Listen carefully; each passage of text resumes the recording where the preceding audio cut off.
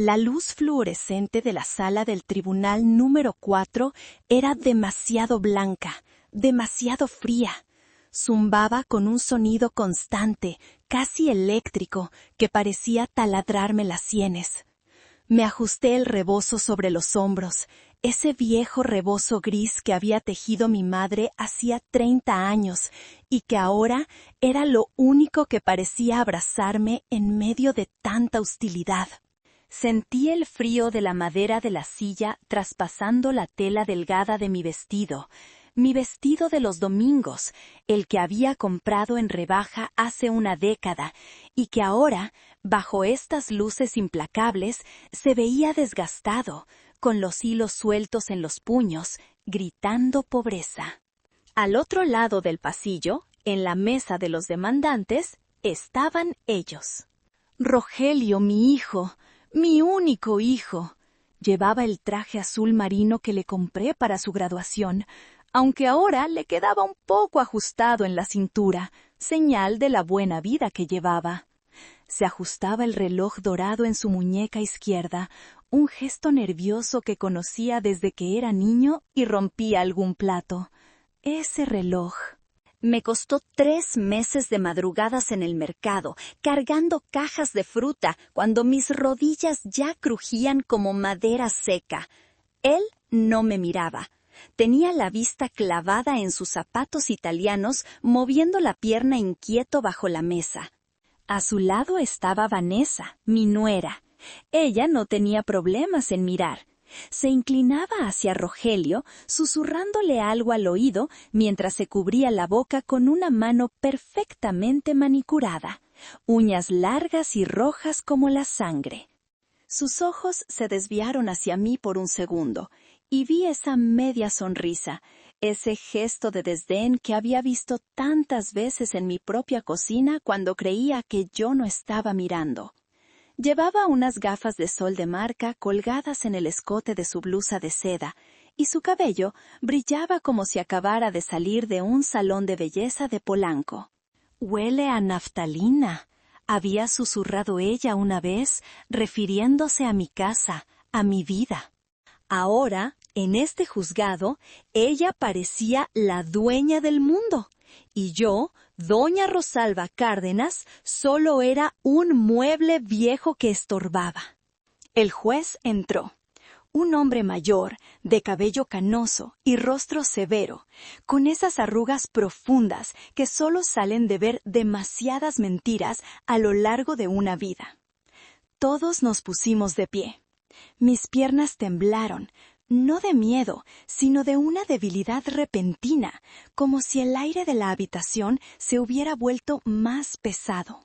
«Siéntense», ordenó el juez con voz grave. Miré a mi abogado, el licenciado Beltrán. Era un hombre sencillo, amigo de mi difunto esposo, con un traje que había visto mejores días y un maletín de cuero gastado. Me dio una palmadita en la mano, un gesto pequeño pero firme. «Tranquila, Rosa», susurró. «La verdad siempre flota, aunque intenten ahogarla». Pero yo no estaba tan segura, porque la mentira que Rogelio y Vanessa habían tejido era enorme, monstruosa. En los papeles que tenía el juez frente a él, yo no era Rosalba, la mujer que se partió el lomo durante 40 años en el mercado de abastos. En esos papeles yo era una anciana senil, una mujer que había perdido la cabeza, un peligro para sí mismo y para su patrimonio. «Señoría», comenzó el abogado de ellos, un tipo joven con gomina en el pelo y una sonrisa de tiburón.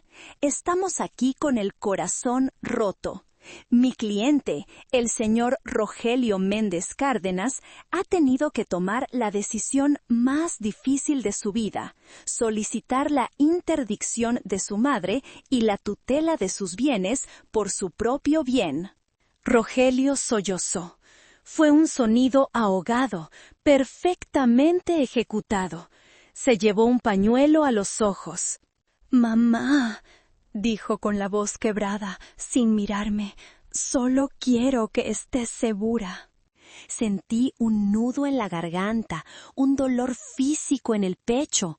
Recordé la primera vez que lo escuché llorar así, cuando tenía 5 años y se raspó las rodillas aprendiendo a andar en bicicleta.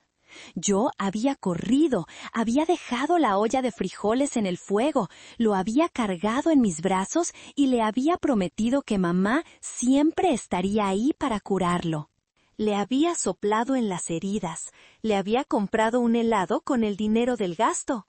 Ahora, ese mismo niño, convertido en hombre, usaba esas lágrimas para enterrarme en vida. Mi mente voló hacia atrás, lejos de este lugar frío, hacia el calor sofocante del mercado hace 30 años. Recuerdo el olor, una mezcla de cilantro fresco, cebolla, frutas maduras y el humo de los escapes de los camiones de carga. Yo me levantaba a las 3:30 de la mañana, todos los días sin falta. Mi esposo, Pedro, había muerto en un accidente en la construcción cuando Rogelio tenía apenas 10 años, dejándome sola con un niño, una casa a medio construir y deudas que parecían montañas. No tuve tiempo para el luto. El luto era un lujo que los pobres no podíamos permitirnos. Me sequé las lágrimas con el delantal y me fui al mercado. Empecé vendiendo tamales en una esquina, luego pasé a la ropa de segunda mano y finalmente, con años de ahorro y hambre, logré tener mi propio puesto de ropa y telas. «Mamá, quiero unos tenis Nike», me decía Rogelio cuando tenía 15 años. «Todos en la escuela los tienen».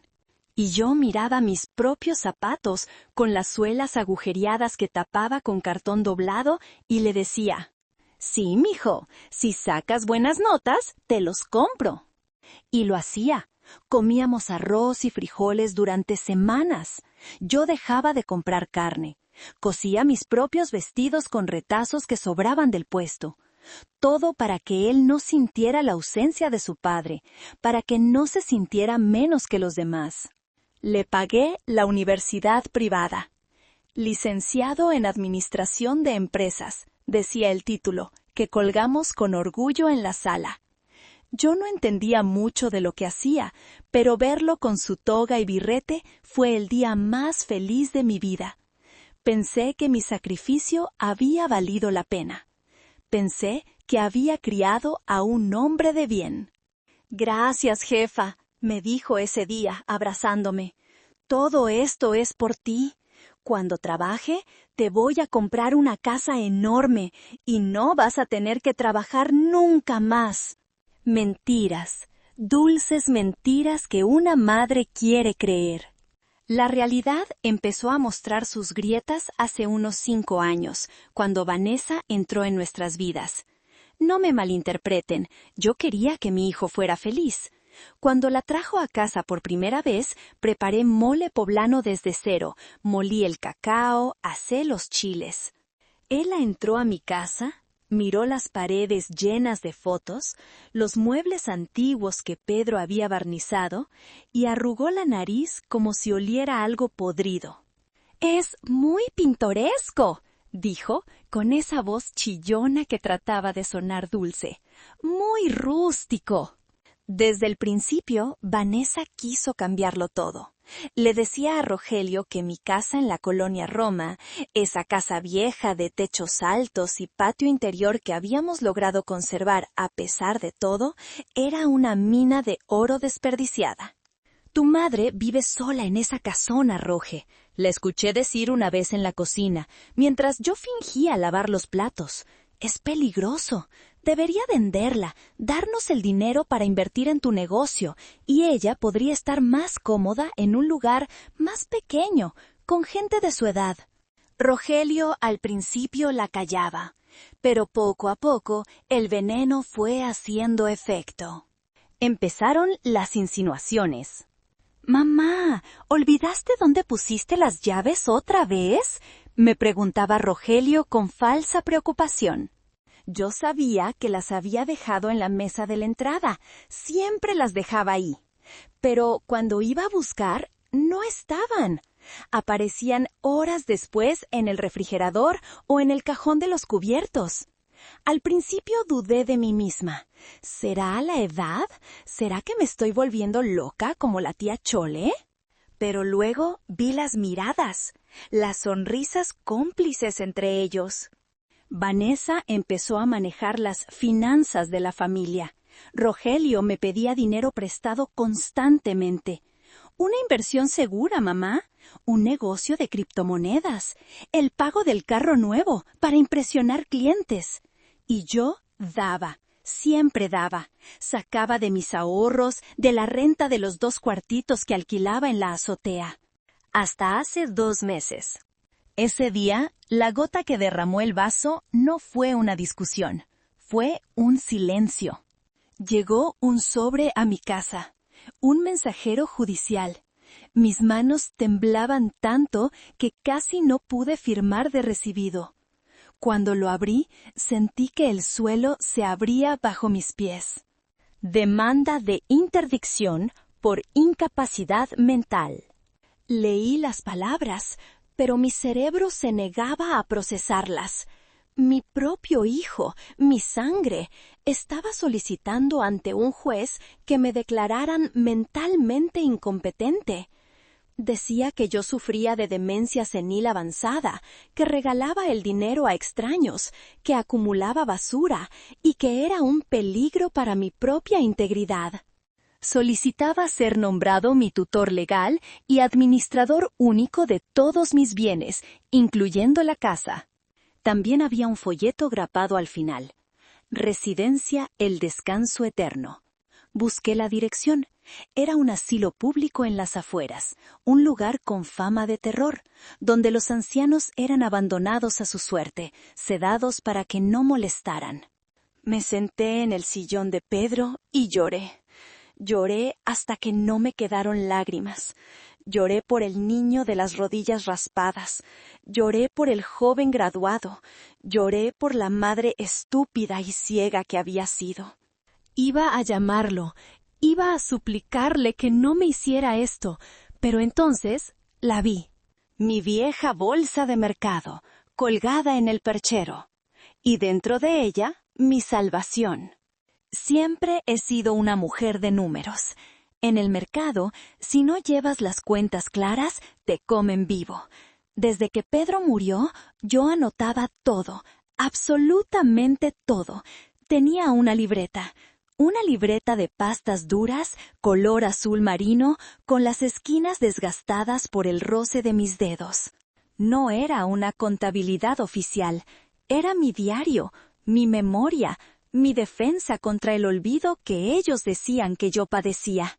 Y tenía algo más, algo que Vanessa, en su soberbia, había olvidado. Señora Cárdenas. La voz del juez me trajo de vuelta al presente. Me miraba por encima de sus gafas. Su hijo ha presentado testimonios y una evaluación médica firmada por el doctor Fuentes que indica que usted padece un deterioro cognitivo severo.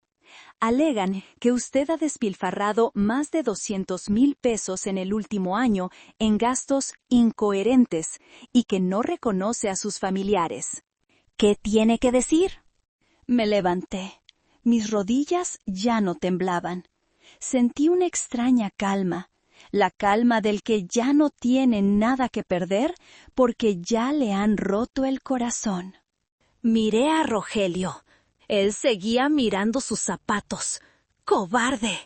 Su señoría, dije, y mi voz salió clara, fuerte, con el tono que usaba para regatear con los mayoristas en la central de abastos a las 4 de la mañana. Mi hijo dice que estoy loca, dice que tiro el dinero, dice que no sé quién soy. Hice una pausa. Metí la mano en mi bolsa de tela y saqué la libreta. Era un objeto humilde, con manchas de café y tinta, pero pesaba más que todo el oro que Vanessa llevaba encima. Soy Rosalba Cárdenas. Tengo 68 años. Trabajé 40 años vendiendo ropa y telas. Nunca fui a la escuela de negocios, pero sé sumar y restar mejor que el licenciado aquí presente. Abrí la libreta. El sonido de las hojas pasando resonó en el silencio sepulcral de la sala. Mi hijo alega despilfarro. Permítame leerle mi despilfarro, señoría. Ajusté mis gafas de lectura. 15 de enero de este año. Transferencia a la cuenta de Vanessa Torres. Concepto según ella. Emergencia médica de su madre. Concepto real descubierto en su Instagram. Bolso Louis Vuitton y fin de semana en Valle de Bravo. Monto, 25,000 pesos. Se escuchó un jadeo en la sala. Vanessa se puso rígida. 12 de marzo. Continué, sin levantar la vista. Pago de la tarjeta de crédito de Rogelio Méndez. La iban a cancelar por falta de pago. Él me dijo que era por invertir en materiales. El estado de cuenta, que intercepté en el correo, muestra cargos en el casino Royal Jack y en bares de la zona rosa. Monto, 48,000 pesos. Rogelio levantó la cabeza de golpe, con los ojos desorbitados. ¡Eso es mentira!, gritó. ¡Esa libreta son garabatos de una vieja loca! El juez golpeó la mesa con su mano abierta. ¡Pum!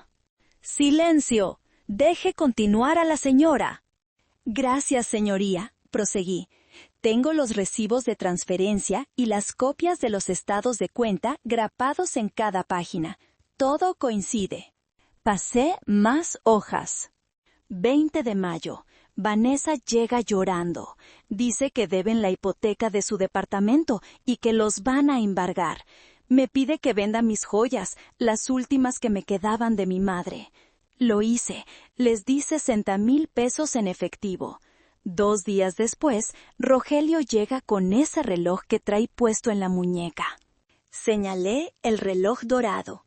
Rogelio instintivamente se cubrió la muñeca con la otra mano. Durante los últimos 15 años, señoría, he anotado cada centavo. Cada vez que Rogelio chocaba el coche borracho y yo pagaba los daños. Cada vez que Vanessa quería renovar su guardarropa para no deprimirse. Cada préstamo que nunca devolvieron. En total, suman más de 2 millones de pesos. Dinero de mi sudor, de mis madrugadas, de mi vejez. Cerré la libreta con un golpe seco. Si eso es estar loca, señoría, entonces mi locura tiene un nombre, amor de madre. Un amor ciego y estúpido que me hizo creer que si les daba todo, me querrían un poco. El juez miraba la libreta que mi abogado le había entregado. Pasaba las páginas, verificando los recibos pegados con cinta adhesiva, las notas al margen escritas con mi letra apretada pero clara. Su rostro se oscurecía por momentos. «Esto es muy detallado», murmuró el juez, mirando a Rogelio con una mezcla de incredulidad y asco. «Señor Méndez, usted alega que su madre no sabe manejar el dinero cuando parece que ella ha estado financiando su estilo de vida durante años». «Ella inventa cosas», chilló Vanessa, perdiendo la compostura. «Está senil, inventa historias, seguro falsificó esos recibos». «Y sobre mi capacidad mental», interrumpí, ignorando sus gritos, «sobre el hecho de que olvido cosas y soy un peligro». Miré a mi abogado y asentí. El licenciado Beltrán sacó una memoria USB de su bolsillo. «Señoría, solicitamos permiso para reproducir una prueba audiovisual. Fue grabada hace 3 semanas en el domicilio de mi clienta». «¡Objeción!», gritó el abogado de ellos. «¡No conocemos esa prueba!». «Se admite», dijo el juez, cortante. «Si es relevante para determinar la capacidad de la señora, quiero verla». La pantalla grande en la pared lateral se encendió. La imagen era clara, en alta definición. Era la sala de mi casa. Lo irónico es que fue idea de Vanessa. Hace 6 meses, ella insistió en que pusiéramos cámaras de seguridad conectadas a Internet. «Por si te caes, mamá», dijo, «o por si la muchacha te roba». Lo que ellos no sabían era que yo, la vieja ignorante, le había pedido al técnico que me enseñara a usar la aplicación en mi viejo celular. Ellos pensaban que yo no sabía ni prender la computadora. En el video se veía la sala vacía. Eran las 10 de la mañana de un martes, día en que yo suelo ir a la iglesia. La puerta se abrió. Entraron Rogelio y Vanessa. El audio se escuchó nítido en la sala del tribunal. «¡Qué olor a viejo tiene esta casa!», dijo la voz de Vanessa en el video. Se la veía caminando hacia mi escritorio, ese viejo secreter de madera donde guardo mis papeles. «Ya cállate y busca los papeles de la propiedad», respondió Rogelio. Se le veía nervioso, caminando de un lado a otro. «Necesito el número de la escritura para el abogado». Vanessa empezó a revolver mis cajones. Sacaba papeles y los tiraba al suelo con desprecio. «Aquí está», dijo ella, sosteniendo una carpeta. «Oye, ¿estás seguro de que el médico va a firmar el dictamen sin verla?» El juez se inclinó hacia adelante, entrecerrando los ojos. «Ya le pagué 15,000 pesos», dijo Rogelio en el video, con una risa nerviosa. «El doctor Fuentes firma lo que sea. Dirá que tiene Alzheimer avanzado. Con eso y las pérdidas de llaves que tú organizaste, el juez nos dará la tutela en un mes». «¿Y qué vamos a hacer con ella?», preguntó Vanessa, sentándose en mi silla favorita. «No quiero cuidarla, Rogelio. Me da asco cómo come, cómo se queja». Rogelio se detuvo frente a la cámara, sin saber que lo grababa. Su rostro, en alta definición, mostraba una frialdad que me heló la sangre. «La mandamos a El Descanso. Es barato. Con la venta de esta casa sacamos unos 8 millones. Pagamos tus deudas, cambiamos el coche y nos sobra para irnos a Europa un mes. La vieja no va a durar mucho ahí dentro de todos modos. Si se deprime y deja de comer, mejor, nos ahorramos la mensualidad». En la sala del tribunal, el silencio era absoluto. Era un silencio denso, pesado, violento. Vi cómo el color desaparecía del rostro de Rogelio. Se puso blanco como el papel.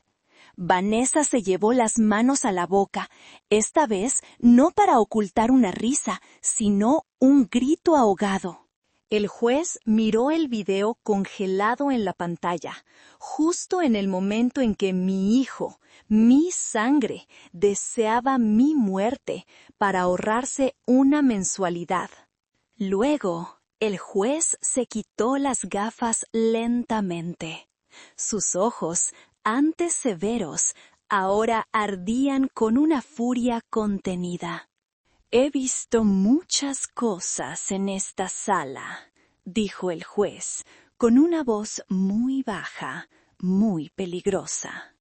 «He visto asesinos, ladrones, estafadores, pero pocas veces he visto una ingratitud tan repugnante».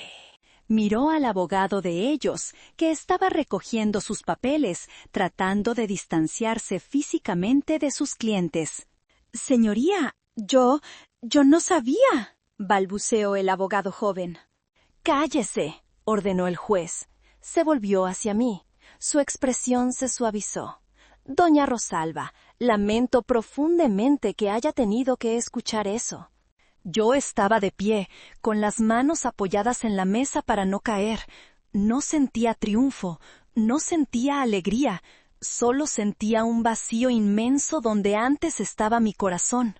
«No se preocupe, señoría», dije, y mi voz sonó ronca. «Es mejor saber la verdad, aunque mate, que vivir en una mentira que consuela». El juez asintió. Luego se volvió hacia Rogelio y Vanessa. Parecía un gigante a punto de aplastar insectos. No solo desestimo esta demanda con prejuicio, tronó su voz, sino que voy a remitir copia de este video y de las actas de este juicio al Ministerio Público. Hay una confesión clara de conspiración para cometer fraude procesal, falsificación de documentos médicos y un intento premeditado de despojo contra una persona de la tercera edad. Rogelio empezó a temblar visiblemente. Señor alguacil, ordenó el juez, que nadie salga de esta sala hasta que llegue la policía ministerial. Quiero que se investigue a ese tal doctor Fuentes inmediatamente. El martillazo final sonó como un disparo. ¡Pum! Se levanta la sesión. Todo pasó muy rápido después de eso. Hubo gritos. Vanessa empezó a chillar, culpando a Rogelio, diciendo que él la obligó, que ella no quería. Rogelio lloraba, esta vez de verdad, lágrimas de terror puro al ver a los oficiales acercarse. Yo recogí mi rebozo. Guardé mi libreta en la bolsa. Me di la vuelta para salir. No quería ver cómo se los llevaban. Ya no era mi familia. Eran extraños con mi apellido. ¡Mamá! El grito de Rogelio me detuvo en el pasillo, justo antes de las puertas de salida. Me giré lentamente. Estaba esposado. Un policía lo sostenía del brazo. Tenía el maquillaje corrido por el sudor y las lágrimas, el traje arrugado. Parecía un niño pequeño y perdido. Mamá, por favor, no dejes que me lleven. Soy tu hijo, soy tu hijo. Perdóname, mamá. Lo hice por necesidad. Estábamos desesperados. Retira los cargos, por favor. Diles que fue un error. Lo miré. Miré sus ojos, los mismos ojos de su padre, pero sin la bondad de Pedro. Me acerqué a él. El policía me dejó pasar, respetuoso.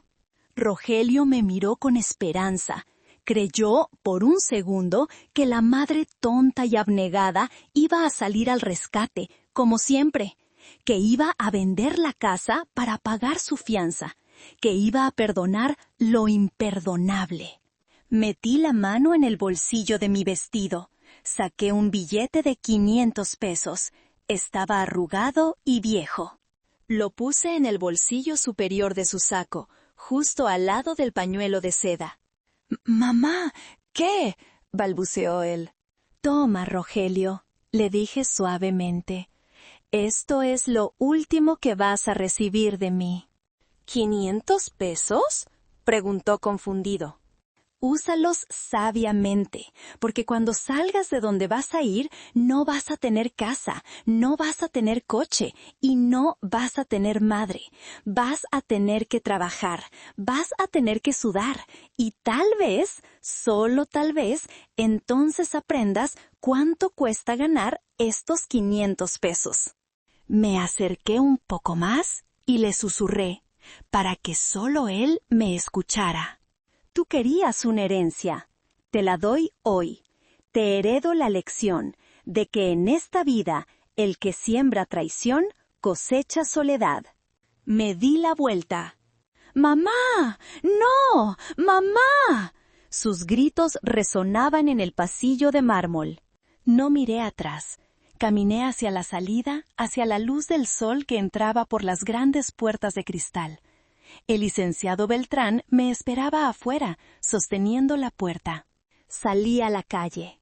El aire de la Ciudad de México estaba contaminado y ruidoso, pero para mí olía a gloria, olía a libertad. Me subí al taxi que paró Beltrán. ¿A la casa, doña Rosa?, preguntó el abogado. Miré por la ventana. Pensé en esa casona grande, llena de ecos y fantasmas. Pensé en el cuarto de Rogelio, que había mantenido intacto con sus trofeos y juguetes. «No, licenciado», dije, «lléveme a una inmobiliaria». Él me miró sorprendido por el retrovisor. «¿Va a vender la casa?». «Voy a venderla», afirmé, sintiendo cómo un peso de toneladas se levantaba de mis hombros. Es demasiado grande para mí. Voy a comprar un departamento pequeño, cerca de la playa, tal vez en Veracruz o Mazatlán. Siempre quise ver el mar todos los días. Acaricié la libreta dentro de mi bolsa. Ya no necesitaba anotar nada más. La cuenta estaba saldada. La deuda estaba pagada. Saqué mi viejo celular, busqué el contacto "Hijo mío" y con el dedo firme apreté el botón de bloquear. Luego borré el número. El taxi arrancó, alejándose del juzgado, alejándose del pasado. Cerré los ojos y, por primera vez en años, pude imaginar un futuro que era solo mío. Y en ese futuro no había espacio para cuervos, solo para el sonido de las olas y la paz que me había ganado a pulso.